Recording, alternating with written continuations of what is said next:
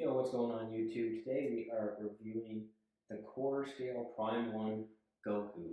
So I'm just going to be going through, looking at the sculpt, looking at the paint, kind of going from top to bottom, giving you guys my overall thoughts on it. I'm going to be probably switching the light up feature on and off throughout the video. At the very end, I'll kind of switch through the head sculpts and just give you guys a view on, which one's my favorite. To be honest, they're all pretty good. And just a few, little details that, I wish they could have improved on in QC. But yeah, so to get started, looking at the base here, I really like the way they done the base. I think it looks really good in person with the Shenron. They got the Shenron dragon going around. The details on it are really good, cool, as well as the sky. Looks awesome. Then you got the 4-star ball. Obviously, that's the Dragon Ball that his grandfather gave him in Dragon Ball. So that's a cool Easter egg. But I really like the shading in the sky.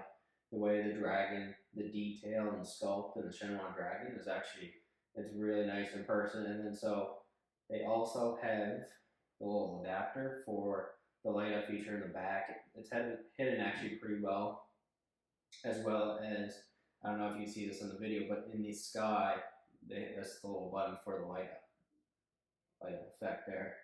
So going through it, Shenron Dragon all the way around, then kind of coming up to the base, you kind of have the rocks flying around. I'll turn this off for a second.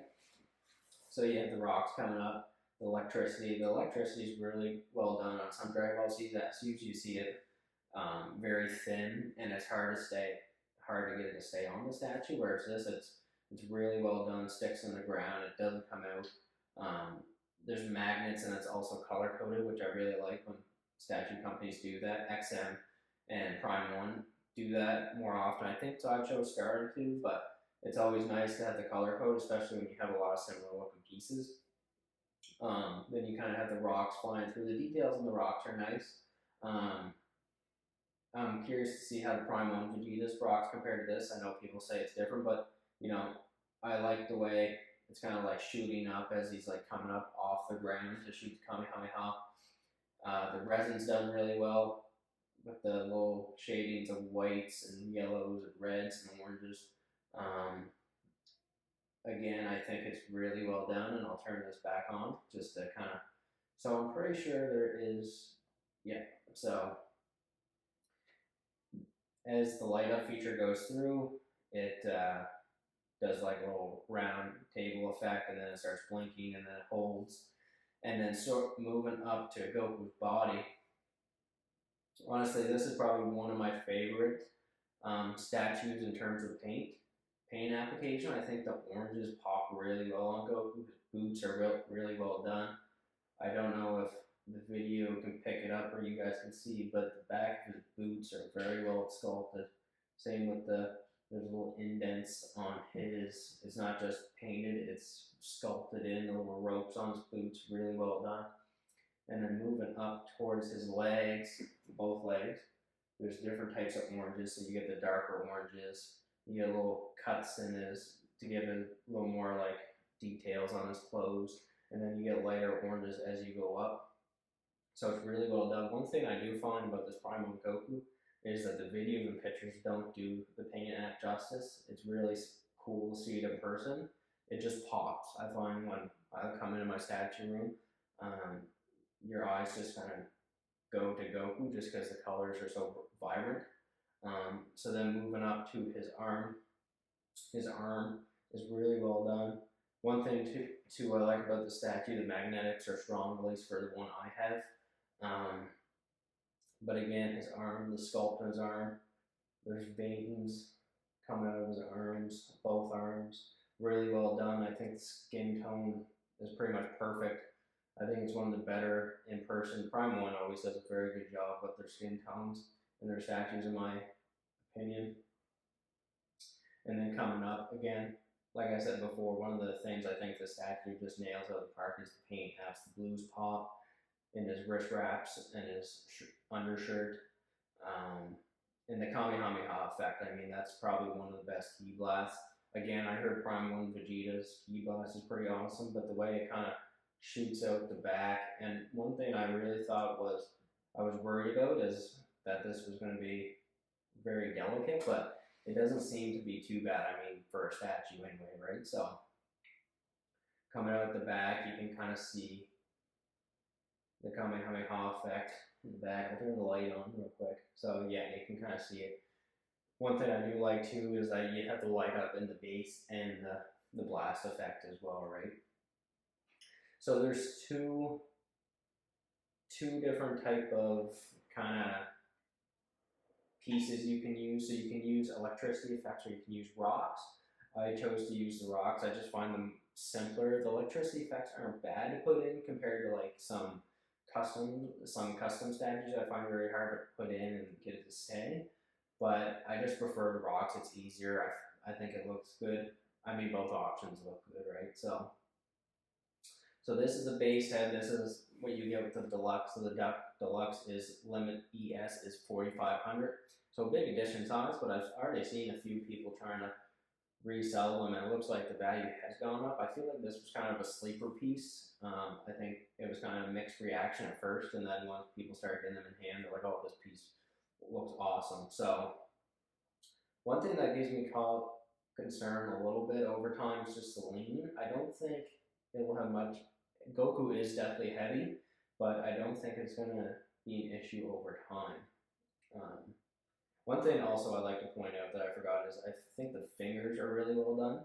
The paint app, again, and the sculpt, just his hand around the blast looked awesome. So going on the base form head, this is probably one of the heads I use more often. I think it looked awesome.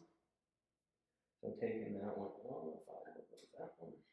Set it down here. So then we will move on to the Super Saiyan.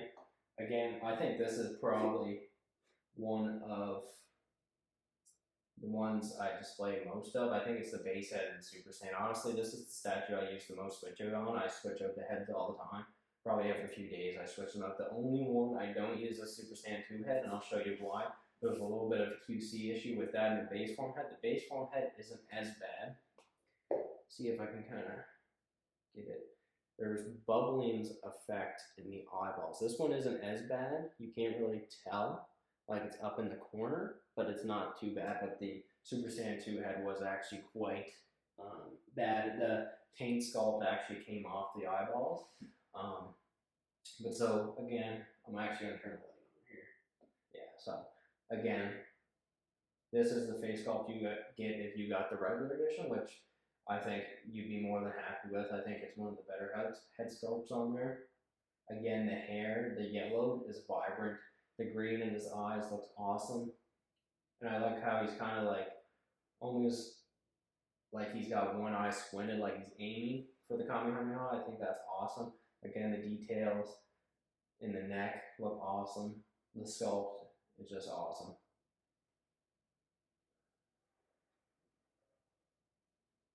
So yeah, there's the Super Saiyan 1 head.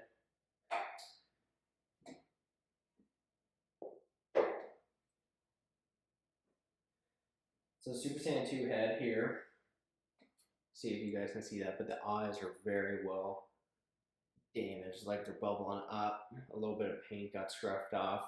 I'm considering someday trying to get this painted. I wouldn't mind trying to paint it to like a Super Saiyan blue hair color and getting the eyes redone, because obviously his eye color changes when you go Super Saiyan blue. But if it wasn't for the QC issue, again, it kind of takes it away for this head sculpt for me. Like, it's really well done. I really like this screening portrait. I think it looks awesome. Like, you can't really see it from, well, you kind of can, but the eyes kind of take it, obviously, just because the bubbling. So this is probably the head sculpt I use the least amount. But again, it's very well done. If it wasn't for that QC issue, just to kind of give you guys an overview here. Around.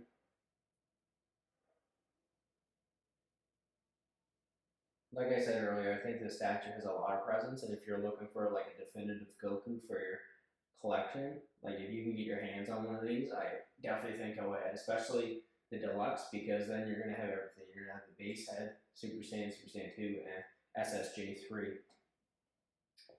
So for the last and final head sculpt, so you gotta remove this rock when you put it in.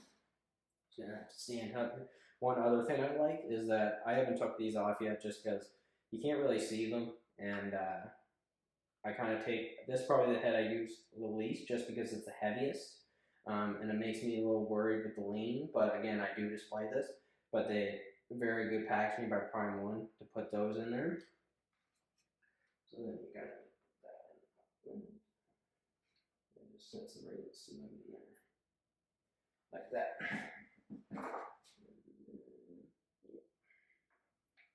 Like that. Alright. So this one has a little bit of bubbling in the eyes, but not nearly, like you can't really tell. So I think pretty much a lot of people had issues with the 1, 2, and 3 Super Saiyan head sculpts with the bubbling in the eyes. Again, I was kind of lucky. The base form wasn't as bad, wasn't too bad. The SSJ2 was like really bad, but this one, like, there's a little bubble on the top, but you can't really tell. And this, I would say this, that this statue has a lot of presence, but when you put the SSJ3, it just brings it to a whole another level. Like just the hair is just amazing on it. Like it just like flows right out of there. The sculpt on it's amazing. It's big, like it should be. And he's got like a serious, like, I'm about to destroy you, I'm about to wreck your day kind of look on his face. One thing, the ears I think would look really good on all the pieces, just the sculpt of the ears. I know it's a little detail, but I really think, it adds up, especially when you're spending this much on a statue. You want a little, like, there's not really anything I can really complain about this statue other than the QC on the eyes. Like, you get everything. Like, I won't have to ever get another Goku statue. It just does everything. It gives you all the head sculpts. Quick turn around. And then I'll put the base head on. I forgot to kind of do a 360 view on that. And then we will wrap up the video.